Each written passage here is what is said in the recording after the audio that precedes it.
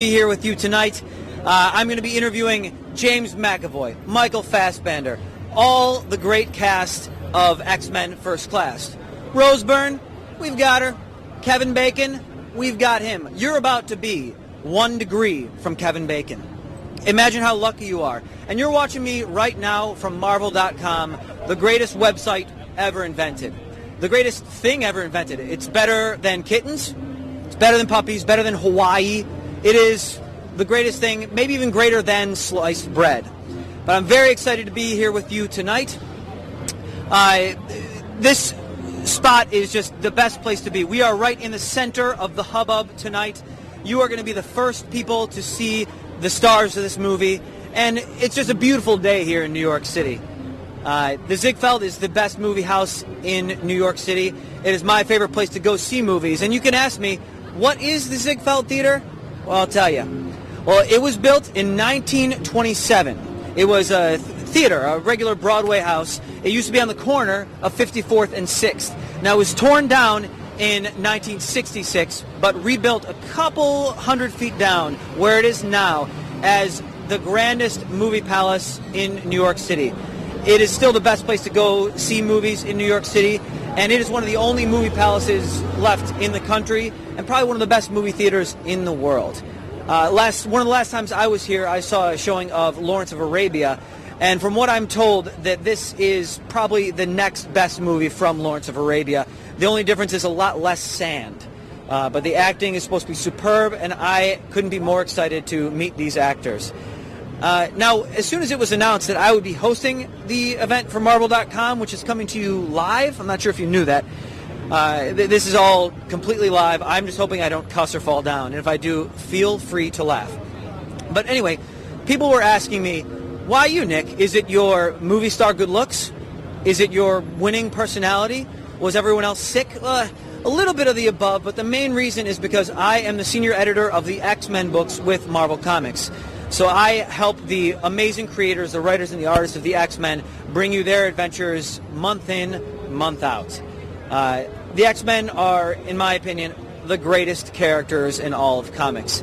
They are freaks. They protect those who hate and fear them. And what is cooler than that? Because we've all felt like we're freaks. We've all felt like outcasts. Wouldn't we all love to shoot beams out of our eyes and read people's minds? It's the perfect fantasy comic. There has been romance from day one, lots of kissing. Any comic book with kissing is a good one, and we have tons of it in the X-Men comics. It's been coming out from the 60s, and we've been burning up the charts ever since. Now, the movie that they're about to show in there, X-Men First Class, it tells the origin of the X-Men. You've seen X-Men, you've seen X-Men 2, you've seen X-Men 3, you've even seen X-Men Origins Wolverine. But you don't know the whole story. That's what this is here to tell you.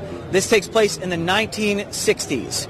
John F. Kennedy is the president, and the world is a very different place than we know it right now. It's a very different time, different kinds of music, all that kind of good stuff. But this is at the very beginning. Professor X and Magneto are the stars of the movie. They're the main characters.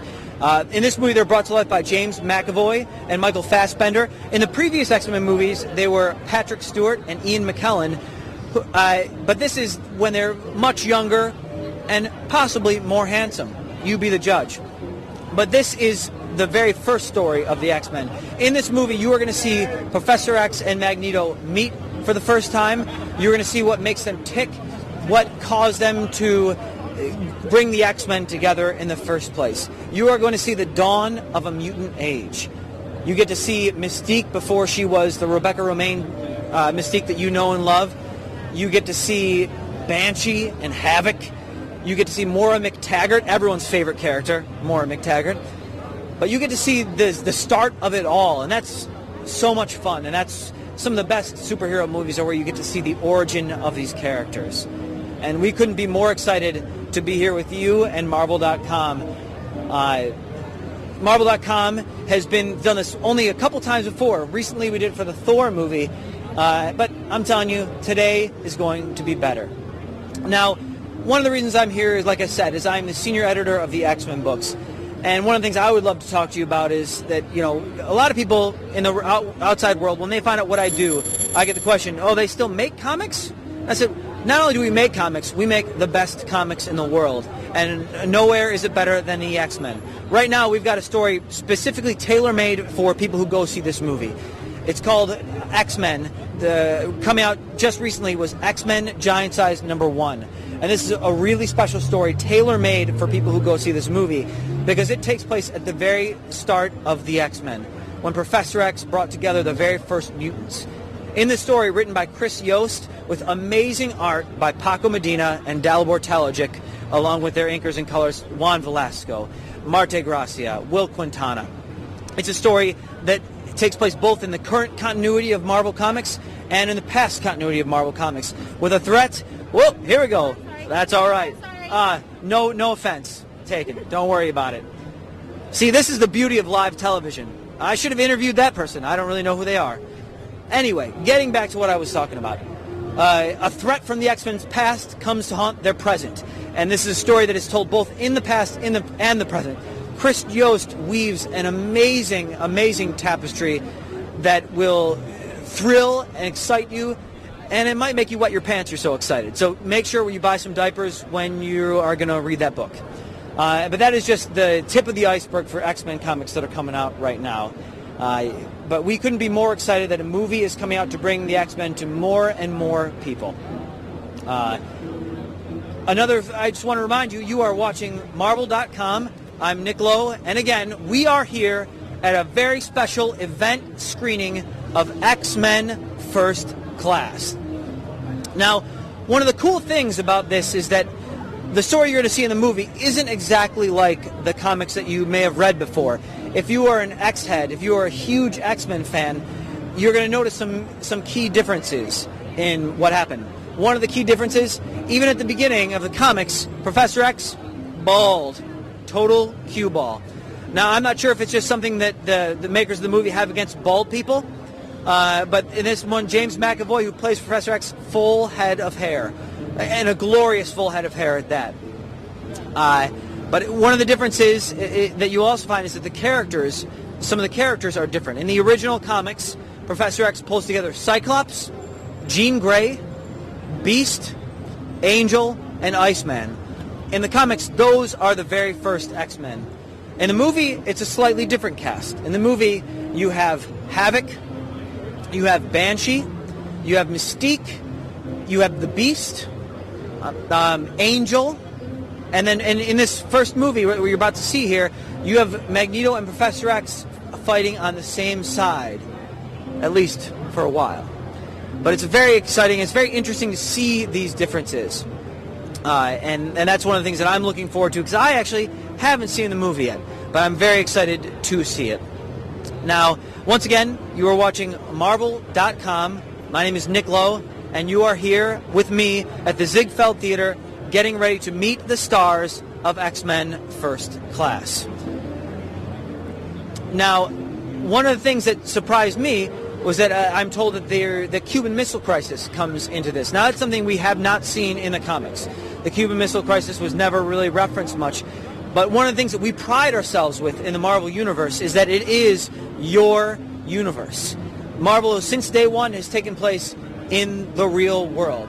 When Spider-Man swings around, he's swinging around through the skyscrapers of New York City. The Avengers, their mansion, right over on Fifth Avenue.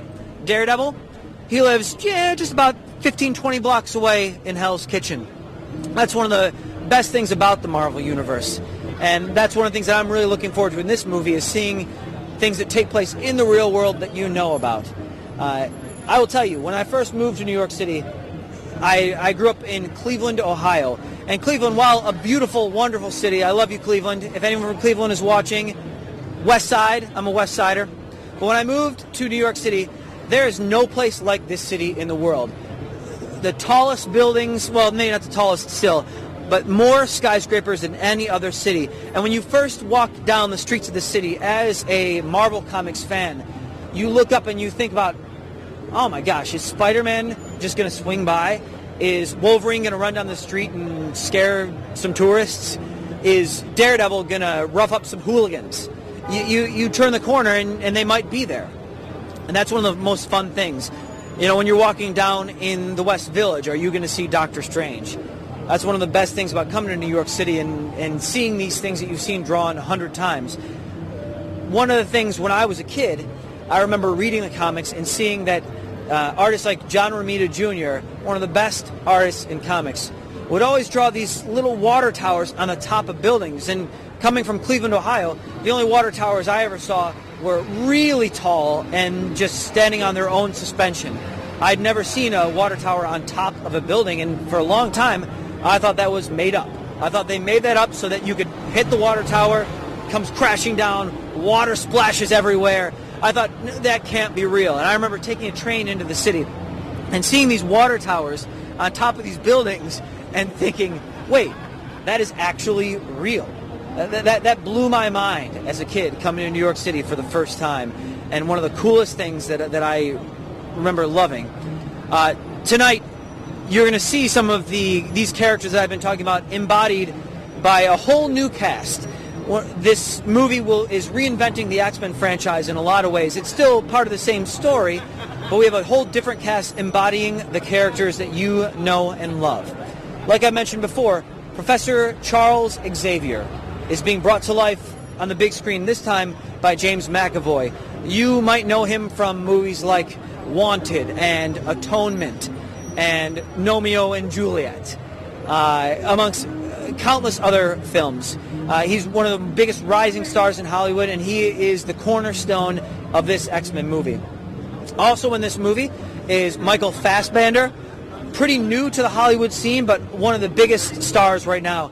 He jumped to stardom last year with the movie Inglourious Basterds, where he played a British officer and stole the show of that movie. He is bringing Eric Lencher, a.k.a. Magneto, the greatest villain in X-Men history, to life on the big screen. Really excited to see his performance. Also in this movie, who we'll be meeting tonight, Lucas Till. He plays Havoc. A lot of the comic readers out there are going to know him as Alex Summers, the brother of Scott Summers. Havoc is one of the coolest characters. He's been around since almost the beginning. He shoots plasma blasts from his hands. And Lucas Till is bringing him to life on the big screen. I'm very excited to meet Lucas Till as well, because I am a huge Taylor Swift fan. And Lucas Till is in the music video for You Belong With Me of Taylor Swift fame. So I'm very excited to meet Lucas Till. Also in this movie is Rose Byrne. If you haven't watched Damages, run out, rent the DVDs, watch the DVDs. Rose Byrne is the star of those. She's beautiful, she's talented, she's an amazing actress. And in this movie, she's playing Moira McTaggart. Now, in the comics, Dr. Moira McTaggart has known Professor Xavier for a long, long time. She is a mutant genealogist, or a mutant gene scientist, rather. And she is a very key part of early X-Men continuity. In the movie, I'm told that her role is a little bit different, but I can't tell you anything about that. No spoilers here. Also in this movie, from Mad Men fame, is January Jones. Big fan of Mad Men. Very, very excited to meet January Jones. She plays Betty Draper in Mad Men, and in this movie, she plays Emma Frost. Quite possibly my favorite X character. One of the coolest things about Emma Frost in the comics, she started off as a villain. She was a member of the villainous Hellfire Club, and she was one of the best villains out there. She was mean, and she was smart, and she was pretty. And the coolest thing is that after a while, she ended up on the side of the Angels, but never quite full-on hero. She's always been one of the characters, so you're not sure if she's a hero, you're not sure if she's a villain. She's just a lot of fun that way. She's actually a key member of the X-Men, one of the leaders of the X-Men right now, and she's still the same snarky character that we knew and loved from when she was a villain. Now, possibly the biggest star in this whole movie, playing the villain of this movie, is Kevin Bacon. Kevin Bacon has been in more movies than maybe anyone in this entire world. He and Samuel L. Jackson, I think, duke it out every year to see who's been in more movies. I think we all know him from the game we've all played of 6 Degrees of Kevin Bacon. But very stoked to meet Kevin Bacon. Loved him in Few Good Men. Loved him in The River Wild. Who can forget Footloose? I'm hoping that he can teach me some dance moves. I like to dance. I like to boogie. And who is a better teacher than Kevin Bacon for dancing? I haven't met anyone who's a better teacher than him. Granted, I don't know if he's any good at a teacher, but I'm assuming he is. Anyway, in this movie, he plays Sebastian Shaw, who is the leader, the king of the Hellfire Club. Sebastian Shaw is one of the greatest villains of X-Men history, and I'm very excited to see how they put him on screen. One of the things I'm hoping to see at one point is one of the famous things about Sebastian Shaw in the comics is he usually wears a wig like George Washington wore and John Adams and all the rest of them. I'm hoping the wig makes an appearance. From the stills I've seen, it might not happen. But, who loves powdered wigs more than Nick Lowe? Let me know and I'll beat him up. But I'm very excited to meet Kevin Bacon. He's the best. So, excited to meet him. Also in this movie is Zoe Kravitz. Zoe Kravitz plays Angel, who is one of the newer X-Men characters. She was created during Grant Morrison and Frank Quitely's run of new X-Men. She is one of the most interesting looking characters. She has crazy bug wings, like an insect. And she is one of the newer characters in this film and is very, very exciting. So we're going to meet Zoe Kravitz. We're going to meet Kevin Bacon. We're going to meet January Jones, Rose Byrne, Lucas Till, Michael Fassbender, James McAvoy, and you're going to meet them all on Marvel.com. Again, we are the exclusive live broadcast from the red or, in this case, black carpet of the special event screening of X-Men First Class. Now, again, this is the latest installment. For those of you who've only seen the movies, you're going to be familiar with some of the story. In the first movie of X-Men, you met Professor Charles Xavier, as played by Patrick Stewart. And he brought together a very different team of Cyclops, of Jean Grey, of Wolverine and Rogue. And Storm, of course, Storm. That was an incredible movie directed by Bryan Singer that really started this franchise off as a huge, huge hit. That continued in X-Men 2, which also introduced in small cameo roles to Colossus. It had Lady Deathstrike, Stryker, all kinds of really cool characters. The third installment was X-Men 3, which brought Magneto back onto the scene. More Mystique. Juggernaut was in that one. All kinds of cool X-Men characters. Angel, Iceman, Pyro, all kinds of really cool characters came back in X-Men 3. And the fourth installment was X-Men Origins Wolverine. Hugh Jackman, what a perfect Wolverine. And that was the origin story where you met Wolverine for the first time and saw what really made him tick. Now, I am a little sad that Wolverine is not going to be in this movie. Fingers crossed. Hopefully, we're lucky enough to get another X-Men First Class movie out of this, and maybe Wolverine, I'm hoping, I don't know anything, but I'm hoping that Wolverine can be in this and come right up against Magneto. That would be super cool, but who knows? That's for other people than me to decide, but that's what I'm pulling for myself. More X-Men movies means more new X-fans, which I'm all about. Myself, I became interested in the X-Men when I was a kid. I was in 7th grade. I fell off my bike and broke my arm, and I was in the hospital for a couple days. It was a compound fracture, which means you break both bones. So I was in the hospital for a couple days and bored out of my mind. My brother Matt came to visit me in the hospital, and he brought to me a brown paper bag. In that brown paper bag were a couple comics, and they were X-Men comics. I had never heard of the X-Men before at that point. And I read these comics, and they were the coolest things that I had ever read. I barely knew what was going on. They were so crazy. But I knew I had to read more. That got me kicking. I became a huge X-Men fan. Got a couple subscriptions to Uncanny X-Men and regular X-Men, and I never looked back. I got to see events like Executioner's Song, Uncanny X-Men 300, through the Phalanx Covenant, the Age of Apocalypse, all that kind of cool stuff, and then went back and read all the original Claremont and Byrne stuff, which, in a lot of people's opinion, the best comics ever made. And that's what paved the way to me to be interested in the X-Men comics and the X-Men characters in general. and all the cool stuff that you're going to see brought to life in X-Men First Class.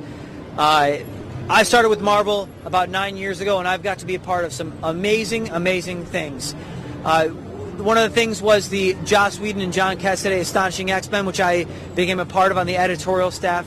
Got to work with those two incredibly, incredibly talented creators, and one of the landmark X-Men stories. Joss Whedon is right now currently filming and working on the Avengers movie, which is going to come out next year through Marvel Studios. It is going to be the biggest movie ever. If I had to give a prediction, I would say it's going to beat Avatar.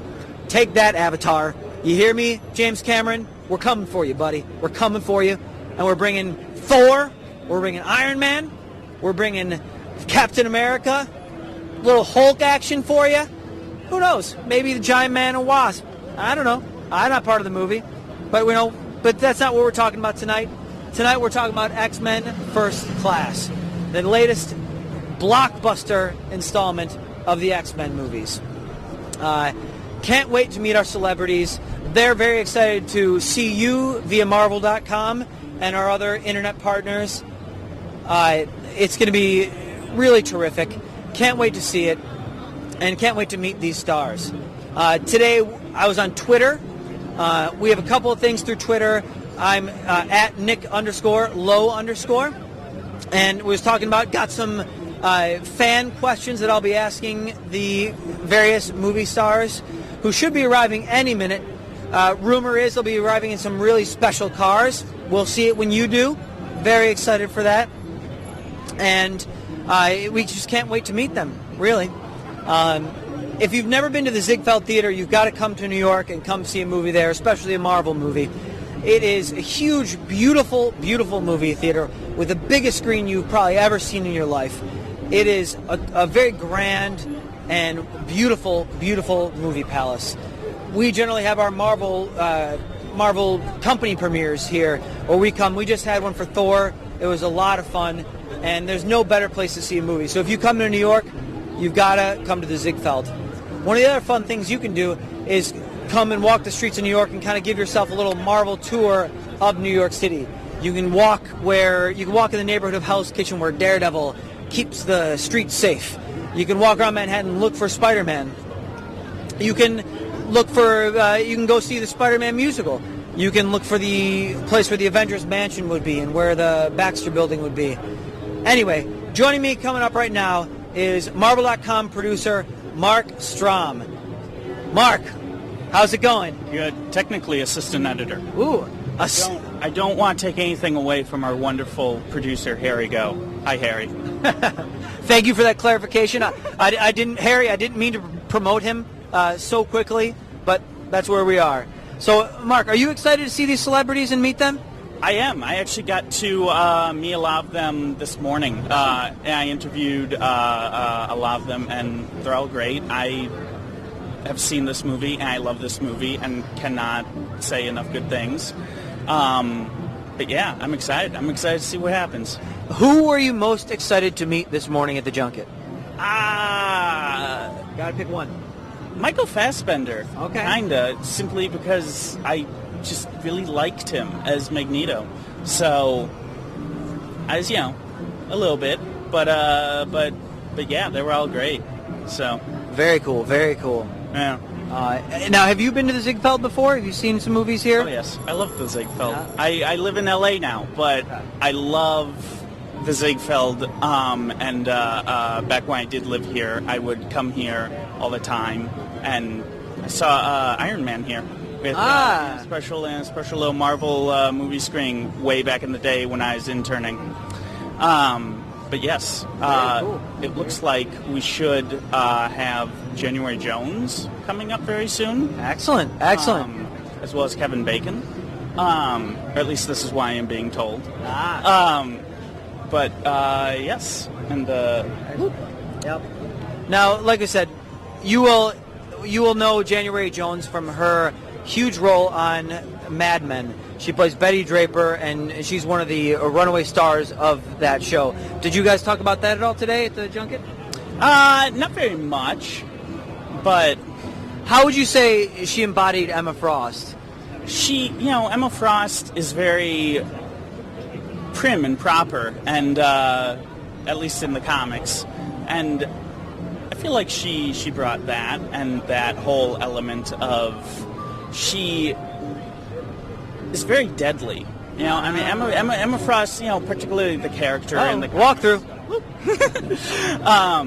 She's a very dangerous character, and I think she really tapped into that, and she sort of spoke about that as well, and yeah. Very cool, very cool. And then you also got to meet Kevin Bacon. Yes. And he plays Sebastian Shaw. Now, can you give me a spoiler? Does he wear a powdered wig at all in this movie? Why would you ask me for a spoiler? I need to know, as the #1 powdered wig fan. But that's all right. I will just have to live in suspense. Walker. That's all right. Double foul. Anyway, like I said, my name is Nick Lowe. I'm coming to you live from the Ziegfeld Theater via Marvel.com. We are patiently awaiting the arrival of the movie stars of X-Men First Class. This is Mark Strom, who works with Marvel.com, the website. He's an assistant editor with the website. And he actually is very lucky enough to have gone and seen the movie just the other day. And I am told by Agent M, our very own Ryan Panagos, who's the editorial director for Marvel.com, that fans want to hear my laugh. Oh! Now... and that I mean, that's weird to me that many fans know about my laugh. Well, you do have a very special laugh. I do have a very special laugh. So, but can you force it? I don't know if I can force it, but I'm going to do my best to try. I'm trying to think, like, I could do a jig. Okay. I could jig it up. No, that's not doing it. No, that's not doing it. I'm trying to think of any good joke. There we go. Whoa. There we go. That's close enough. There you go. That's close enough. But, some people yeah, absolutely. I think they thought a wild... There we go. I thought we were getting a wild animal coming down, but I wasn't. But, you know, it was just your laugh. Been compared to a hyena before. There we go. Yeah. Hyena. That's always great to be compared to. But that's great. I'm glad Agent M on Twitter, one of the biggest guys on Twitter, and and also just an amazing guy. Yep. Great guy. Agent_M. You can follow him there. Absolutely. Yep. Absolutely. And he's my boss, so I'm required to actually plug that. It's in my contract. Absolutely. We do have a quota. We need to get him at least 500 new followers. So please, if you don't already follow Agent_M at Twitter, please go follow him, or else he's really gonna make us miserable at work. He really often takes us to great places for lunch, and if we don't get him these followers, he's probably not going to take us there quite as often. Now, getting back to the movie. Yes. If you had to rank this movie, would this be your favorite X-Men movie to date? Walk through. I'm sorry. Here you go. That's all right. What's your name? I'm Andrea. Hi, Andrea. And what brings you here? I'm with talent, actually. Oh, excellent. Welcome, Andrea. There we go. Sorry. There we go. Making new friends. Go on Twitter, follow Agent M. Maybe she'll be one of his new followers. Anyway. But I'm very excited to see this. Before this, X-Men 2 was my favorite X-Men movie. Just the great scene where they attack Wolverine in the mansion. It was probably my favorite, but I'm very excited to see this because I'm a big fan of Matthew Vaughn, the director. Now, he was not in town for the junket this morning, right? No. I believe I don't know. Yeah, he's not in town. Okay, Maybe but he's a terrific director. England. Okay, Yeah. Jolly old England. Jolly old, as I like to call it. But he's a terrific director. Very excited to see what he does with this franchise. It's a very bold choice. And great casting, as you've seen in the trailers. If you haven't seen that trailers, go. I mean, don't click away. Open a new tab. Push me off to the side a little bit. Open a new tab, a new window. Go to Marvel.com, and you can have that one open on the side and watch that trailer. It is an amazing trailer, and it is going to be an amazing movie that they're going to be showing here at the Ziegfeld Theater in New York City. Anything else fun this morning that you want to talk about, Mark? Or? I don't know. Let's talk some X-Men comics. What's your favorite X-Men comic? Right now or of all time? Of all time. Okay. Of all time, I've got to say, like my favorite, I think the one that is the objectively the best is Astonishing X-Men, the Joss Whedon, John Cassaday comic. It's super fun. It's funny. It's got all my favorite X-Men characters in it. They do crazy things. It's dangerous. You feel at any moment anyone could go, anyone could bite it, and it's just so exciting and so much fun. How about you? What's yours? Uncanny X-Men number 186. Okay. I believe it's 186. Walk us through it. It's written by Chris Claremont, drawn by John Romita Jr. It's the issue after, or shortly after, Colossus and Kitty have broken up for the first time. And Wolverine and Nightcrawler take Colossus out to a bar. Harry's Hideaway, I believe. I believe so. Harry's and Hideaway. Get him into a fight with the Juggernaut. Yes. Simply Love to teach that him issue. a lesson because Wolverine and Nightcrawler are so pissed that Colossus broke Kitty's heart. I mean, who would want to break up with Kitty Pryde? Exactly.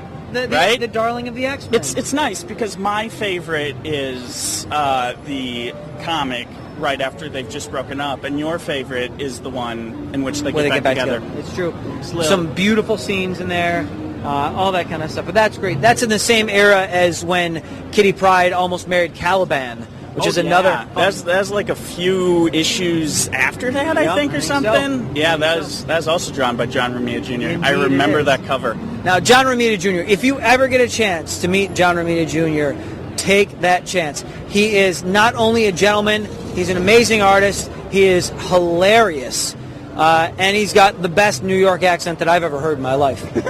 It's the greatest. But those are some great ones. I'm really excited to see how they bring the Hellfire Club to life. The Hellfire Club is also the subject of some of the best issues of X-Men. We're leading up to the Dark Phoenix saga with Jean Grey. Tell me some of your talk to me about the Wolverine moment in there, the best Wolverine moment in the sewers. The Wolverine moment, yeah, where he gets he's knocked down by which Hellfire Club member is he knocked down the flight? Was it by? Leland? Might be. I think it is Leland. Okay. And walk through. Yes, and and then he has to fight through the Hellfire Club all on his lonesome. Absolutely, he fights through the sewers, and he ends up. He gets to take his chance with them. They've taken their best shot, and he's going to give them theirs. Oh, pulling up right now. We have James McAvoy. James McAvoy coming on up. Thank you very much. Oh, heads up. Hi, how's it going?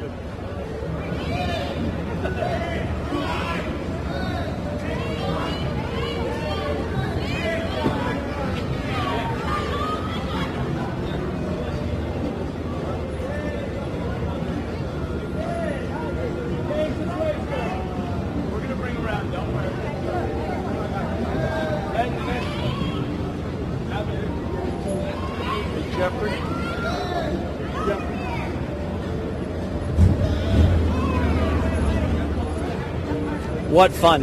James McAvoy's gotten out of the car and he's walking over to talk to some adoring fans. What fun that is. Only in New York City can you see stuff like this. Maybe in LA, maybe, who knows. But this is extra special. Running over to see some fans. Oh, also pulling up, we have January Jones pulling up in a beautiful vintage car. Stepping out of there. These cars, I know you're seeing them via our second camera, they are lovely, lovely cars. This is terrific. This is very exciting.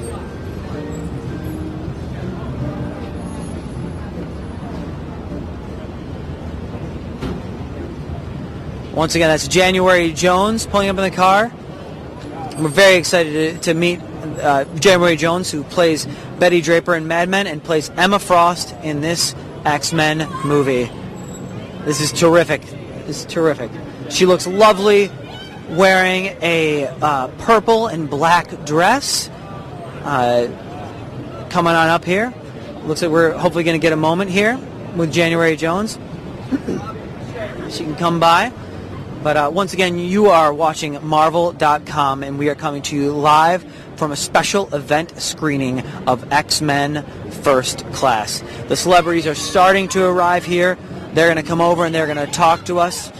They have some adoring fans across the street, standing behind some stanchions, calling out to their favorites. It's super, super exciting. I think they're going to come over here. Yeah. And here we come. James McAvoy walking back. Now with January Jones.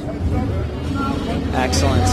They're pulling the cars around. These are beautiful cars. I wish I were more of a car nut. I would tell you exactly what the make and model of these are, but I just do not know enough. They aren't Honda Civics, I'll tell you that much. But the stars are arriving, and you could feel the excitement in the air here at the Ziegfeld. Very special. You'll get her, don't worry. There's James McAvoy and January Jones right now, posing for some pictures. They're coming over.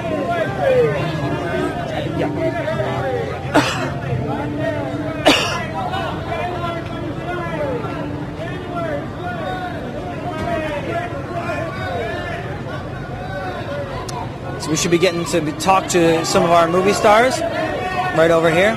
It's going to be exciting. Very, very exciting. Kevin Bacon has now arrived, posing for some pictures. Very exciting. He looks exactly like he did when he made Footloose. It's very, very exciting. Going over to join his fellow stars of X-Men First Class. The flash bulbs are popping. Posing for pictures. This is great. Looks like Zoe Kravitz has now arrived. She looks lovely in a silver dress. Very nice and very exciting. There is a full-on hubbub here at the Ziegfeld Theater in New York City. Very, very exciting. They look like they're having a good time. Michael Fassbender has just arrived. Gotten out of his vintage car. He's got some blonde hair now. I'm not sure if that's for a movie he's filming or something. But looks like I'm in a gray suit. Rose Byrne has now arrived. Rose Byrne, also in a nice vintage car, stepping up to join her fellow stars of X-Men First Class, the Ziegfeld Theater. All right. Oh. Yeah. Absolutely. Excuse me. Here we go. Coming up live. We've got our movie stars. Here is your cast for X-Men First Class. Very exciting evening. Very, very exciting evening. They look great, and they are enjoying this moment. Oh, here's Lucas Till joining in with the crowd. You now have almost your full cast of X-Men First Class, and it is very exciting as we're seeing them all arrive. Now, oftentimes they'll say that movie stars look shorter when you meet them. They don't. These people look like they're about 7 feet tall. It's true. But looking fantastic. This is a very special night. Can't wait to see this movie. I'm sure they're very excited to see it. And I wish you could see, I'm sure you're seeing right now on Marvel.com, their fancy cars they've arrived in. This one looks like a BMW at the front, a black BMW that they're arriving in. A lot of media here covering it. You'll be seeing a lot of pictures, but the only place you're going to get live exclusive coverage, is on Marvel.com. They're taking photos right now, and after that they're going to come over in front of the big acts to talk to us at Marvel.com. Excuse me. We're going to be filming right here. Here we come, James McAvoy. Hi, James. How you doing? I'm Nick Lowe. I'm from Marvel.com, and we are broadcasting live on Marvel.com. Okay, how you doing? How you doing today? Very well, thank you. Excellent. Very excited to see you in this movie. Now, this is the second comic book movie you've done after Wanted, right? Yeah, it is, that's right. Have you enjoyed doing comic book movies so far? So far, so good, I have to say. Yeah, they've been very kind to me. And also, I've had good characters to play within those comic book adaptations. So, yeah, long may they continue. Absolutely, absolutely. Now, if market willing, there's a sequel, would you be willing to shave your head for Professor Xavier? Oh, yeah, I was willing to shave my head for this one. Oh, did you ask for it? Well, I just assumed, really, that we would do it, but they came up with the idea that it'd be better if we left one of the revelations for another movie. You know, we explain why he can't walk in this movie. Maybe we'll explain why he has no hair in the second or third movie. Well, you know, he either just loses it because he's losing it, which is rotten, that's a bad idea, or he loses it for some really character-driven plot essential reason. And in the comic books, there is a reason, but we've obviously not gone with that, so we need to find something really cool. Yeah, it really loses the drama if it's just male pattern baldness. It does really, because it's just a slow road then. You need to do 15 films to kind of chart it. Yeah, absolutely. Yeah. Absolutely. Now, in Professor Charles Xavier, he's a telepath. Have you ever wished to be able to read people's minds? Yeah, constantly. However, I think if you actually could read people's minds and you couldn't keep the voices out, it might just drive you mad, you know? Absolutely. Well, thank you so much for talking to us, James. Can't wait to see the movie. That's it. Thank you. Excellent. That was James McAvoy. Up next, we have Simon Kinberg, who's one of the producers of X-Men First Class. Sure. Oh, there's confusion. Oh, instead, Zoe Kravitz. Come on up. How's it going? It's good. How are you? Very good. I'm Nick Lowe with Marvel.com. We're broadcasting live on Marvel.com. Oh, very cool. Very excited to see the movie. Now, in the movie, you play Angel, right? I play Angel Salvador, yes. Absolutely. Now, she's a newer character to the comics, but I'm very excited to see her. How was it playing with wings on your back? It was amazing. I mean, I honestly think that flight's the most exciting mutation one could have. Absolutely. And I got to do almost all my own stunts and fly around, zoom around like a roller coaster, so it was pretty cool. Absolutely. Now, some of it was done with CGI as well. How is it? Is it difficult working with CGI? I have a lot of respect for action heroes that do a lot of green screen. I mean, it's definitely like the idea of multitasking is difficult, but honestly, it's kind of like you feel silly when you're doing it because there's nothing there, but you have to kind of channel the 7-year-old inside of yourself and just play make-believe and go for it. Very cool. Now, were you able to do some research for this movie, read some comics? Did you enjoy them? I did, of course. We got really lucky. We had an X-Men expert, and when we got to Pinewood Studios, they gave us these giant folders with pretty much every episode your character's ever been in, so I definitely got into the comics. That's so exciting. Well, thank you so much for coming over, Zoe. Can't wait to see the movie. Absolutely. Absolutely. Have a good night. Coming up next, we have January Jones coming over, who plays Emma Frost in this movie. Hi. How's it going, January? I'm Nick Lowe with Marvel.com. Hi. We're coming to you. We're broadcasting live on Marvel.com. Okay. Now, how did you enjoy the process of making your first superhero movie? I had a blast. I mean, it was an adventure I'd never been a part of before. You know, something on such a grand scale, like, you know, one of these franchises. And I had no experience with special effects and a lot of stunt work, so it was a challenge, but I had a lot of fun with it. Absolutely. Now, a lot of people out there know you as Betty Draper on Mad Men. What do you think Betty would say about Emma Frost's choice of clothing? I don't think she would approve, I guess. Yeah, not so much. Absolutely. Now, in the movie, you are a telepath, right? Have you ever wished to be able to read people's minds? No, not in any way. I think that would be miserable. I don't want to know what people are thinking. Absolutely. Well, I can't wait to see the movie. So nice to meet you. You look lovely. Thank you very much. So nice to meet you, and thank you for coming over and talking to us. Absolutely. Excellent. This is very exciting. Very, very fun. Yeah, go on through. Absolutely. How exciting. Getting to meet all the biggest stars of X-Men First Class. Coming up next, we actually do have Simon Kinberg, one of the producers of X-Men First Class. He was also one of the writers of X-Men 3. So we're very, very excited to meet one of the guys who made all of this happen. So coming up next, we have Simon Kinberg. How's it going, Simon? Good. How are you? Good. I'm Nick Lowe. I'm with Marvel.com. Nice to meet you. We're broadcasting live online. Wow, that's awesome. Exclusive. Very cool. Very excited to see the movie. Thank you. What made you guys decide to go back to the 1960s to restart the X-Men? Well, we just got excited about the idea of doing a prequel, of showing the origin story of these characters beyond the Wolverine origin story that they did, and we felt like the two people that were the most compelling were Magneto and Xavier. Mm-hmm. So once you figure out you want to do a young Xavier and Magneto, you do the math. They're in their 20s and their 30s, you're in the 60s, and suddenly we realize it's actually perfect because it's such a rich period. Absolutely. So historically it's rich, visually it's rich, the style is cool, so it just all kind of came together in a nice way. Excellent. And it's directed by Matthew Vaughn. Yeah. What made you guys go to Matthew Vaughn? What was the spark of interest in Matthew for this film? Well, we've been interested in Matthew for a long time. You know, I wrote X-Men Last Stand, and Matthew was going to direct that, X-Men 3. Okay. And I worked with Matthew for many, many months, and then he couldn't direct that because he had to go back to London. But right around the time we started looking at directors, Kick-Ass came out. Yes. And I actually texted Matthew after seeing Kick-Ass, I think that's maybe the coolest superhero movie I've ever seen. And he texted me back, are you in LA right now? And we had dinner together, and I said, look, we're putting together this X-Men prequel. Are you interested? And he was like, would they even consider me again? Because I left the last one, and I said, it's worth a shot.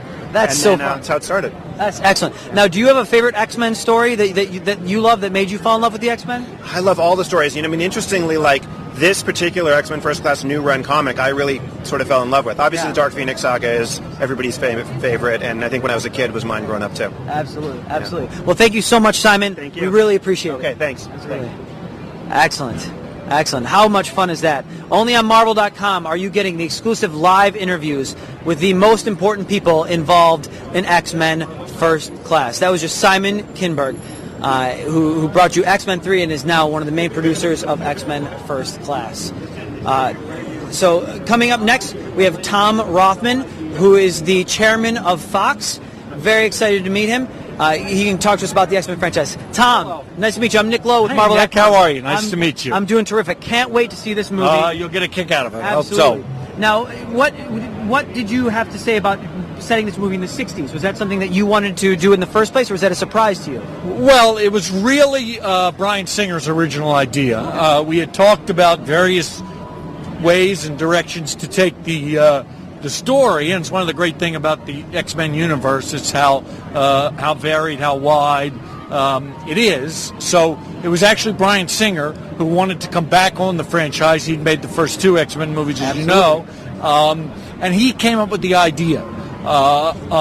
And really the initial beats of the story and the thought of setting it against the Cuban Missile Crisis and making an alternative history. So we thought that idea was really, really exciting when he pitched it to us. Excellent, excellent. Now, if you could choose a mutant power that you had, what would you choose? Well, that's easy. Okay. In my particular line of work, I would like to be able to read the minds of the audience and know what would be a hit before I had to make it. But unfortunately, I don't have that power, and no one does. Well, I'll see what we can. I would pick. We'll try to bring that power into the comics sometime. That would be good. That would be good. So nice meeting you, Tom. Too. Thank you for a lot. coming to talk Appreciate to us. it. You bet. Take care. Have a good one. Excellent. Coming up next, I'm told we're going to have Lucas Till coming up next, so that'll be exciting. But this is really fun. This is a new experience for me. I've never been at a red carpet event, but getting to meet some of these people who are behind these X-Men movies that I love so much has been really fun, especially coming at it from a totally different angle. As a comic book editor, getting to meet people who make the movies, and as a fan of all these movies and all these actors, it's just very, very exciting.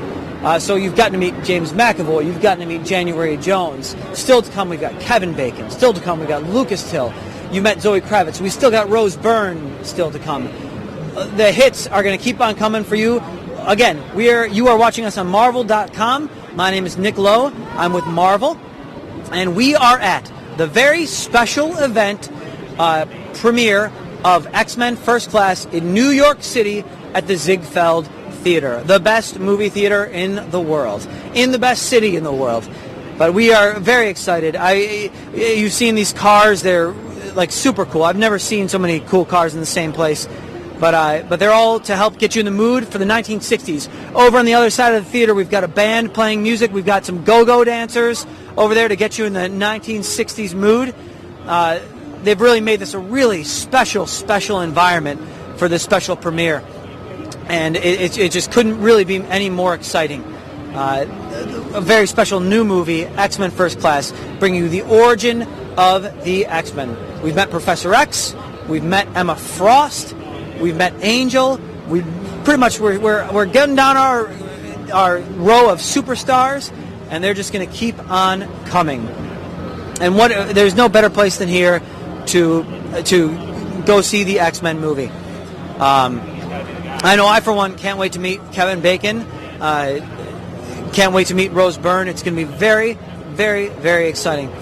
Now, Sebastian Shaw was actually just a huge part of a recent Uncanny X-Men story. In this story, Emma Frost and Sebastian Shaw were a huge part of the story because Emma Frost and Sebastian Shaw have obviously known each other for a very long time. In the story, Emma decided she would finish off her ties with Sebastian Shaw. She would cut the ties. And it was a really cool story written by Matt Fraction with some help from Kieran Gillen, drawn by Greg Land. Very exciting. Kevin Bacon is in the house. He's going to be coming over to talk to you and me at Marvel.com, and he'll be with us shortly. Anyway, Sebastian Shaw. Sebastian Shaw is a huge villain, and he is going to be a big part of this movie coming up. His powers, for you that don't know, what he does is he can absorb kinetic energy and use it in various ways. He can use it to make super strength for himself and destroy things all over the place. I cannot wait to see how they interpret that in the movie that they're about to show here. So it's very, very exciting. one of the coolest things about these movies is getting to see how you can interpret the superpowers on the big screen. With January Jones, who we met, as Emma Frost, one of her superpowers is she can turn into a diamond form that makes her nearly impervious to just about anything. And it's been really cool to see in the trailer how they interpret that. In the comics, we have pencilers who draw the figures on blank paper. We have inkers who delineate the line with black ink that we scan and we give to colorists. And each colorist interprets Emma Frost's diamond form in a slightly different way. Some make it as like one single diamond. Some interpret it more like the movies. Anyway, here comes Kevin Bacon, Sebastian Shaw and X-Men. Hello, Kevin. How are you? How are you, man? I'm doing great. I'm Nick Lowe with Marvel.com, and we're broadcasting live on the internet right now. Do you get a lot of Nick Lowe jokes in your life? I love the sound of breaking glass. Yeah. Must be fun. Now, how was the experience of being a huge supervillain? You've played some villains before, but this is the first supervillain you've ever played. Is that right? That's true. It's the first villain that actually has superpowers. Oh, okay. It was great, man. I loved it. But it's so funny because the powers are something that they sort of almost add on later, I play the part, I play you play the man, and the powers are extra, which is one of the things that's so great about the X-Men in general, is that they're so human, they fall in love, they fight, they get jealous, they have sex, they get drunk, and yet they have these kind of mutations, and that's what's so great about being in this franchise. Excellent. Now, you talked about Sebastian Shaw, the man. What kind of man is he? If you can give our viewers an idea of how you see him as a character. Well, I guess for people certainly that know the comic books, he's a self-made man. He's a very American man. He grew up in Pittsburgh. He's a millionaire by the time he's 30. He's a billionaire by the time he's 40. He's very manipulative. He's very power hungry, but he also believes that what he's doing is right because he's creating this utopian world where mutants can live without humans getting in the way. Absolutely. Now, you and your brother have a band, the Bacon Brothers, correct? Sure. Now, at your upcoming concerts, are we going to have any X-Men themed songs coming out? Any new X-Men themed songs? Yeah, maybe we'll have to get on that. Absolutely. Thank you so much, Kevin, for coming and meeting us. Really appreciate it. Kevin Bacon, ladies and gentlemen. Coming up next, we have Lucas Till, who plays Havoc in the movie. Hello, Lucas. How you doing, man? Nice to meet you. My name is Nick Lowe. I'm with Marvel.com. Nice to meet you, man. We're broadcasting live on Marvel.com for the world to see you. I got you. I think my mom actually gave me crap about this feed because I didn't even know I was going to be here for this. So she gave me crap that I didn't tell her. So I found out myself. My mom probably isn't watching this either, which is going to get me in the doghouse. I'm telling you. But how fun was it to play a superhero in a movie? Dude, I don't know. I mean, I feel like I'm the only geek in the movie because I've been the animated series came out in '92, so I've been watching it since before I can remember. Yeah. So it's like I'm the only one who's genuinely excited to play something that I've looked up to my entire life. Absolutely. Yeah, it's really cool. That's cool. Now, you're from Texas originally, is that right? Well, I was born there. I moved to Georgia real early on. Excellent. How has life in L.A. been treating you? It was rough the first 2 years. Found out, it's not that bad once you find who you really like, and then it's a cool place, actually. Absolutely. Now, you were also in a music video with someone I'm a big fan of, Taylor Swift. I'm a big fan of Taylor Swift. Is she as nice in person as she seems? Absolutely.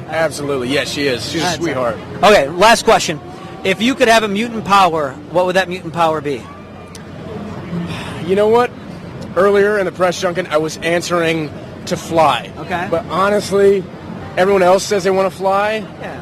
I'd rather be Havoc, really. I'd rather be Havoc. Plasma blasts. I was a real angry kid when I was younger, and I know a lot of, especially guys who like Marvel Comics, we go through a lot of stuff when we're younger. We kind of emphasize with guys who can really blow stuff up, and I think that's you know what? I'd rather go with shooting plasma beams out of my body. There we go. Awesome, Lucas. So nice meeting you. Thank you so man. much. Have a good one. You too. And I need to give a shout out to my mom and my little brother and my dad, just in case they're watching. Excellent. All right. There we go. Well done. Well done. Now there's son and brother of the year right there, Lucas Till. Lucas Till. What a nice guy. That's really cool that he would like the powers of the character you have. Everyone does usually say flight or invisibility, that kind of thing, super strength. But you don't often hear plasma blasts. That's just not usually what comes into the conversation. But Havoc is a very cool character, part of a very important family in the Marvel Universe, so it's going to be really cool to see that brought to life on the big screen. And it's going to be really neat to see how that is shown on a movie screen. In the comics, it's usually a bunch of concentric circles, a bunch of circles conjoined, actually. And it'll be fun to see exactly how they do the special effects. It's hard to imagine them making a movie, if they tried to make this in the 1960s, it's hard to imagine what they would have done before CGI and that kind of thing. But we're very lucky to be born in a time where these kind of movies can be made, to be living right now. And that's just very, very exciting. I'm told next we have Michael Fassbender coming up. Very excited to meet him. Again, he plays Magneto. Magneto had some very dark beginnings, very brutal beginnings in the comics and in the movie, in World War II, in concentration camps. And so can't wait to hear about Michael Fassbender and to meet him and talk to him about Magneto and what makes Magneto tick. It's going to be very, very exciting. And this place is just electric right now with these movie stars coming around and walking around here. Couldn't be more exciting here. This is really terrific, really terrific. Now, in the comics right now, Magneto is not actually a villain working against the X-Men. Right now in the comics, Magneto is working with the X-Men. He's one of the key members of the X-Men. He is Cyclops' right-hand man.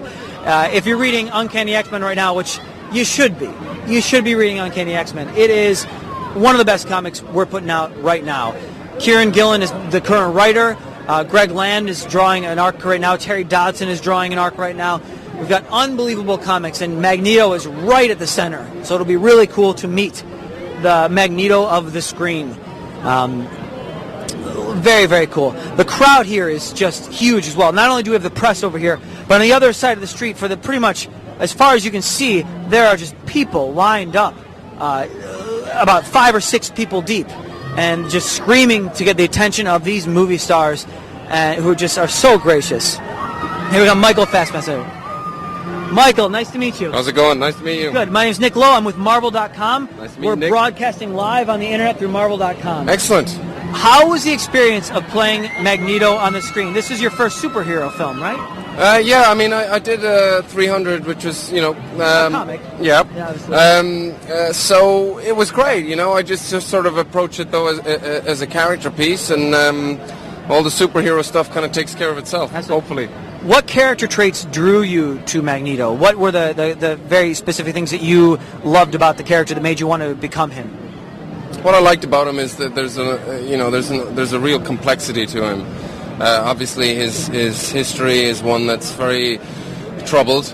He's a very tortured individual. There's a lot of suffering there, and he's also a very sort of Machiavellian character. In terms of like the ends justifies the means. I thought there was a lot there to deal with. There was a lot of meat to the character, and I thought I could really sort of play with the idea of villain and hero, and not have an audience exactly know how to feel about him.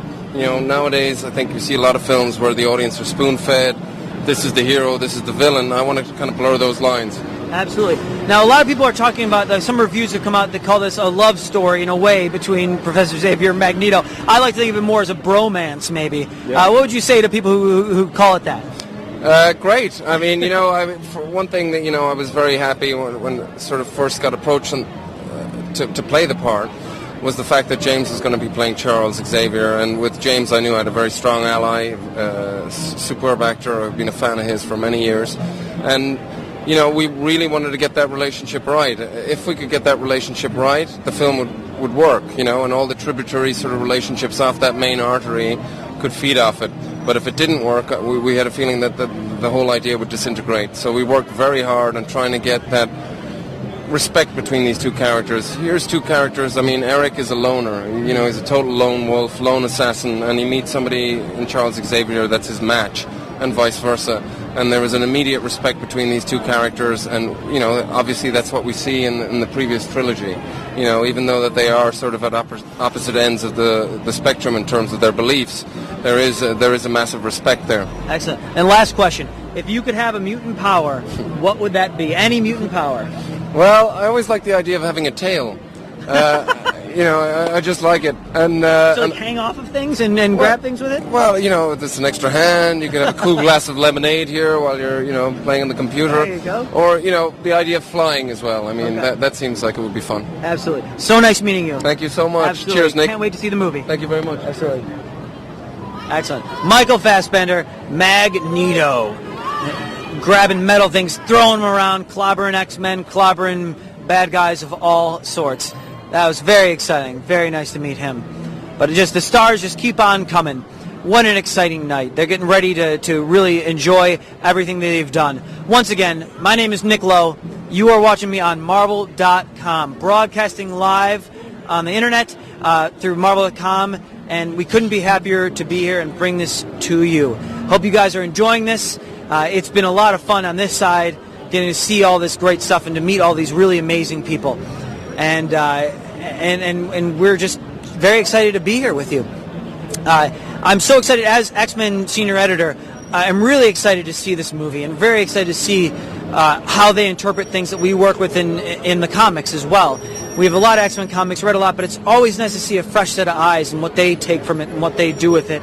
And getting to see how they realize these things and to see what these actors do with it. A lot of times in the movies, actors will find things that we've never seen before in these characters and point out things that are really cool. And as someone who works in the comics, I'm very excited to see that and hopefully see these characters in new ways. Some of these characters have been around since the early 1960s, and they've been written by dozens of people. Just dozens of people. They've been drawn by lots and lots of people. So to see them interpreted by a movie, to see them brought to life by actors, and to see their powers visualized on the big screen is so very, very exciting. I'm kicking myself a little bit that I didn't talk to Kevin Bacon about Footloose. Dropped the ball. I mean, he's just so dreamy, you get lost, But maybe we'll try to hunt him down. We'll chase after him and maybe make him do a couple dance steps for us. Anyway, once again, Nick Lowe, Marvel.com. We're being broadcast live at the Ziegfeld Theater in New York. This movie comes out next week, so make sure you have it plotted in your calendar. Get your tickets in advance because they are going to go fast. This thing is going to sell out. It's going to be huge. And make sure you don't want to miss it and have it spoiled for you by some friends the next week. You want to make sure you see that right away. But just very, very exciting. Getting to meet heroes, getting to meet villains, and we're getting to meet people who are gray the lines. One of the coolest things about most of the X-Men villains is something that Kevin Bacon hit on the head. These characters aren't just one-dimensional. Characters like Magneto and Sebastian Shaw, they don't have mustaches that they twirl and try to hunt down people just for the fun of being evil. These are people with actual goals and dreams, and they think they're doing the right thing at all times, just like your heroes. That's one of the things that makes the X-Men so interesting, is that the villains, like the heroes, they are doing the right thing in their minds. And that's what has, I think, helped make this franchise what it is in the comics and the movies, is that you have these complex, three-dimensional characters that really live not in the black or the white, but they live in that gray area in between. Characters like Magneto, characters like Wolverine and Sebastian Shaw, Emma Frost, some of the most vivid and fun characters. Before the X-Men and before Marvel Comics, that didn't really happen with superheroes. And that's one of the things that has drawn millions and millions of people to Marvel Comics. Just been a lovely night here in New York City. I keep expecting to turn and see, Mystique morph out of one of the other people here, or to see Spider-Man swing by. So it's very, very exciting. I'm told we got a couple minutes away from getting Rose Byrne, who plays Maura McTaggart. Now, it's a little trivia thing that we're going to go through. Actually, Rose is... motorcycles.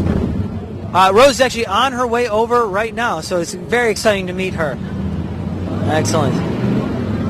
Wonderful. Come on over. Hi, Rose. Nice to meet you. I'm Nick Lowe with Marvel.com. Hello. Nice to meet you. Absolutely. We're broadcasting live over on Marvel.com right now to the whole world. So glad to have exciting. you. How is it being in a superhero movie? It's an honour. It's so exciting to be part of a film that you can tell your mother about, and you can tell your cab driver about, and you can tell your your coach about, and they all know what you're talking about. That's wonderful. That's very exciting to be part of something that's so beloved and part of the very fabric of popular culture. Absolutely. Yeah. Now, it's been a very exciting few months. Bridesmaids just came out and is ruling the box office. Now you've got this one. I know. I've been so lucky. I'm so proud of Bridesmaids, and again for this movie tonight. So I've been really lucky. Absolutely. Now, Maura McTaggart in the comics is a Scottish woman. Were you a little disappointed that she's not Scottish? A little bit, but Matthew Vaughn was like, "No, you're American. You're near CIA. You're not from the." So I was like, "Okay, no arguments." But yes, it's a reinvention of Moira, but she has a relationship with Charles, and she's very much a pioneer and very progressive as she is in the comics. Absolutely. Yeah. Now you play opposite James McAvoy as Professor Xavier. Now, the last comic book movie he was in was Wanted, where he played opposite Angelina Jolie. Yeah. Who would win in a fight, you or Angelina Jolie? I think she would win. Oh, come on. She's done far more action movies than my goodness. She would clearly win. I wouldn't even try. I'd just be like, you know what? I'll give it to you. Excellent. All right, last question. Since you don't get a mutant power in the movie, if you could have a mutant power in real life, what would that be? It's such a cliche, but I would love to fly. Okay. Really basically what Zoe Kravitz does in the movie, but I would love to fly. I have flying dreams all the time, so it'd just be a wish fulfillment, if nothing else. So, yeah. Wonderful. So nice to meet you, Rose. Nice to meet you. Thanks so much. Thank you very much. Absolutely. Oh, sure. Yeah. No. Someone wants to take our picture. All right. Oh, alone. You don't want a picture of me? I'm so shocked.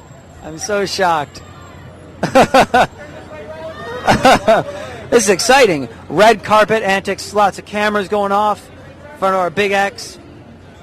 Rose Byrne looks beautiful in a blue floral pattern dress, as you can see, because this is via video.